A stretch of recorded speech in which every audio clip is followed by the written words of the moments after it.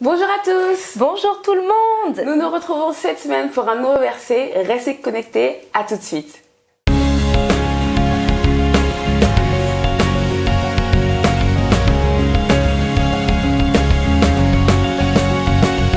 parole est une lumière sur mon sentier. Verset du jour, bonjour. Joyeux Noël. Joyeux Noël à vous tous. Passez d'excellentes fêtes. En tout cas, moi j'ai une petite surprise pour Madame Valérie. Attendez.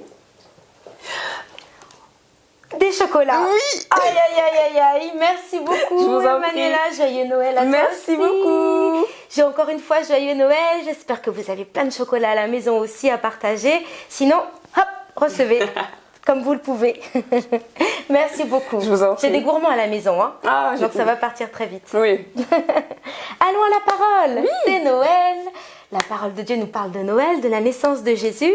Et nous allons aller en Luc chapitre 1. Et le verset pour nous aujourd'hui est très intéressant.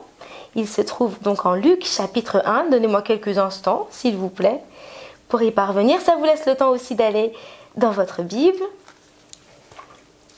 Voilà, on y est. Le verset 36.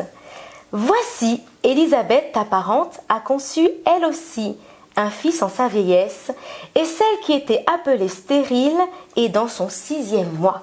Est-ce que tu veux bien lire à partir du verset 26 pour nous, s'il te plaît? Alors on remonte. Verset 26. Au 6e mois, l'ange Gabriel fut envoyé par Dieu dans une ville de Galilée appelée Nazareth, auprès d'une vierge fiancée à un homme de la maison de David nommé Joseph. Le nom de la vierge était Marie. L'ange entra chez elle et dit : « Je te salue, toi à qui une grâce a été faite. Le Seigneur est avec toi. » Troublée par cette parole, Marie se demandait ce que pouvait signifier une telle salutation. L'ange lui dit : « Ne crains point, Marie, car tu as trouvé grâce devant Dieu. Et voici, tu deviendras enceinte et tu enfanteras un fils, et tu lui donneras le nom de Jésus.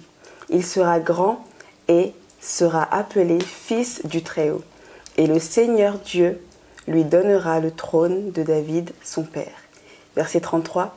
Il régnera sur la maison de Jacob éternellement, et son règne n'aura point de fin. Oui. Marie dit à l'ange : « Comment cela se fera-t-il, puisque je ne connais point d'homme ?» L'ange lui répondit : « Le Saint-Esprit viendra sur toi, et la puissance du Très-Haut te couvrira de son ombre. C'est pourquoi le Saint-Enfant qui naîtra de toi sera appelé le Fils de Dieu. » Quelle grande mission, quelle importance énorme pour Marie, cette petite jeune fille. Incroyable. Elle a été vraiment très, très, très courageuse. Totalement. Sincèrement, heureusement que c'est pas d'actualité, mais je pense que pour une jeune fille apprendre cette nouvelle, c'est important. Très important. C'est quand même important. Et je comprends qu'elle soit troublée, parce que la Bible dit qu'elle était troublée. Oui. Et c'est normal. Enfin, c'est une réaction normale. Très humaine, oui. C'est ça. Oui, très humaine. Et c'était pas commun non plus. Oui. N'est-ce pas? Donc, effectivement, Marie a été très troublée, parce que Marie ne considérait absolument pas que sa vie était un cadeau. Elle a été troublée par la salutation de l'ange. L'ange lui a dit : « Une grâce t'a été faite. D'accord, mais ma vie à moi, c'est pas du tout un cadeau. » Marie était jeune, sans expérience. L'ange était en train de lui dire qu'elle allait devenir maman sans être mariée. Et à cette époque, c'était juste pas à faire. Oui. Absolument pas. Parce que là, ça allait causer beaucoup, beaucoup de dégâts, voire peine de mort. Vous imaginez? Donc, ça allait être très compliqué pour elle. Et puis, Marie vivait à Nazareth. Une ville où il n'y avait pas bonne réputation. Non, rien de bon, la Bible nous dit. Rien de bon ne sortait de Nazareth. En gros, elle était une fille du quartier. Oui, elle était une fille avec une condition très, très, très humble. Oui. Et l'ange Gabriel, qui est l'ange messager envoyé de la part de Dieu, est en train de lui dire : « Marie, quelque chose de grand va se passer dans ta vie. » Et pourtant, Marie n'y croit absolument pas. Elle doute, elle a peur, dit la Bible. Elle est troublée, elle a peur, et l'ange commence à le savoir. Et l'ange remarque que Marie a peur. Marie commence à douter, et puis finalement, le verset 36 arrive. Et là, c'est le verset vraiment qui marque le tournant dans cette histoire. Voici Élisabeth, ta parente, a conçu elle aussi un fils en sa vieillesse. Et celle qui était appelée stérile est dans son 6e mois. Donc, l'ange était en train de lui parler de grandes choses. Et nous, imaginons que nous soyons Marie. Oui. On est assis à l'église et imaginez que l'ange soit le pasteur. Et le pasteur est en train de nous dire qu'il va se passer de grandes choses dans ta vie, Emmanuela. Amen. Il régnera sur la maison de Jacob, ton fils. Oh là là, il régnera éternellement. Il n'aura point de faim, etc., etc. Il sera grand. Il sera appelé fils du Très-Haut. Le Seigneur Dieu lui donnera le trône de David. Oh. Et là, en tant que maman, on commence à se dire, oh, mon fils, mon fils, mon fils. Mais Marie, elle n'était pas dans cet état-là. Il y avait besoin de plus. Oui. Et le verset 36, c'est le plus. Alors, qu'est-ce que le verset 36 fait? Il rend témoignage. Amen. Il rend témoignage. C'est la puissance du témoignage qui a rempli le cœur de Marie de foi. Oui. Pendant tant et tant de versets, elle était en train de douter. L'ange lui dit même, ne crains pas. L'ange lui dit tout ce que va être son fils, qu'il va être grand, il va être puissant. Rien de tout cela n'a d'impact, si ce n'est le témoignage. Alléluia. Et pas le témoignage d'une étrangère. Parce que la Bible, exactement, oui. La Bible est riche en témoignages. Je prends l'exemple de Anne, la mère du prophète Samuel. Elle, l'ange aurait pu lui prendre Anne. C'est vrai. Comme exemple. Oui. Non. Anne était une étrangère. C'était pas assez impactant. Alors, l'ange a pris le témoignage d'une parente, d'une personne qu'elle connaissait, avec qui elle pouvait avoir un lien en commun. Oui. On est de la même famille.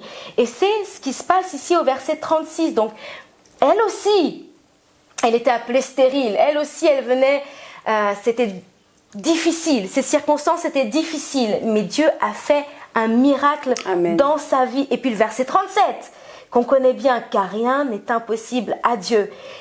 Et puis maintenant que le cœur de Marie s'est ouvert, maintenant que la foi est rentrée, action. Regardez ce qu'elle dit. Je suis la servante du Seigneur, qu'il me soit fait selon ta parole. Amen. Là, elle a parlé avec foi. Point d'exclamation. Oui. À cause de ces témoignages, d'accord, maintenant je crois. Oui. Maintenant je crois. Et qu'il me soit fait selon ta parole. Et finalement, quand la mission de l'ange est terminée, parce que la foi est montée dans le cœur de Marie, l'ange la quitte à ce moment-là. Alors la foi est très importante ici. Oui. La foi est très importante. Pourquoi? Parce que Dieu est un Dieu de foi. Amen. Dieu est un Dieu de foi et vous pouvez vous appeler comme vous voulez. Marie, Anne, prenez-les toutes dans la Bible. Dieu a besoin de foi pour agir sur cette terre. Oui. La mission de Gabriel, qui est l'ange messager, qui est l'ange qui apporte la parole, était de produire de la foi dans le cœur de Marie afin que elle et le ciel soient en accord. Oui. Très, très, très important. Très important. Et sa mission était terminée à ce moment-là.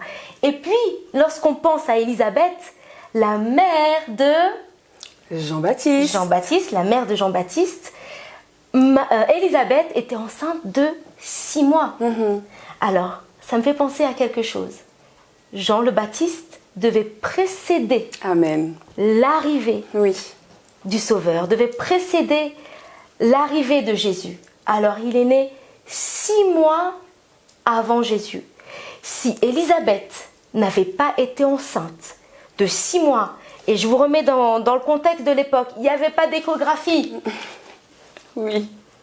On ne pouvait pas faire d'échographie. Donc, il fallait que ce soit visible. Oui. D'où les 6 mois.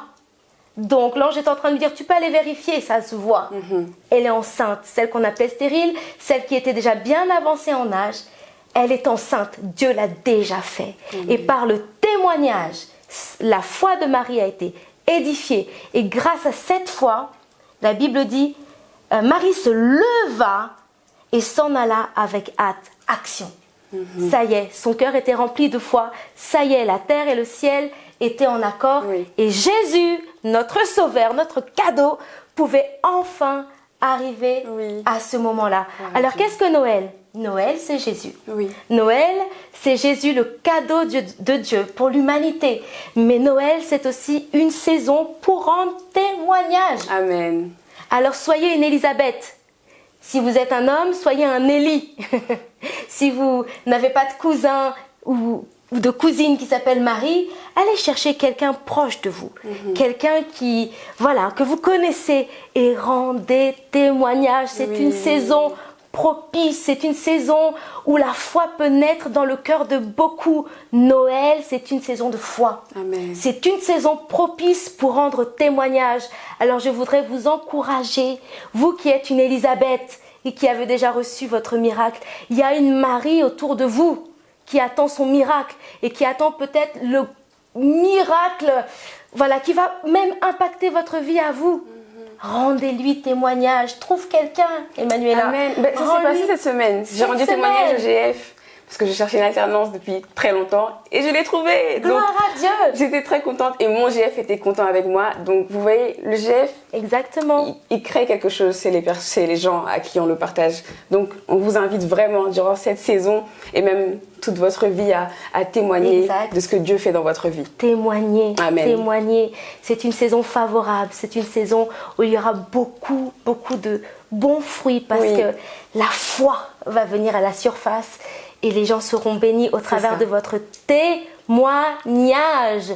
Luc chapitre 1 et le verset 36, c'est vous. Et si vous êtes un homme, dites-vous, je m'appelle à partir d'aujourd'hui Élie. Amen. Et vous, madame Élisabeth, ou comme vous voulez, vous comprenez, c'est juste pour s'amuser. Mais le plus important, c'est de rendre témoignage. Amen. C'est une très belle saison. Joyeux Noël, que le Seigneur vous bénisse. On vous aime. Ayez plein de cadeaux. Mangez du saumon, enfin ce que vous aimez. Amen. Moi, je ne sais pas quels sont... Faites-vous plaisir. C'est les fêtes, on mange bien. C'est ça, voilà. Faites-vous plaisir. C'est un moment à part dans l'année et c'est un moment suspendu, c'est un moment tellement beau, il faut en profiter. Alors que Dieu vous bénisse, on vous envoie plein de bisous encore une fois. Joyeux Noël et à très bientôt. À bientôt.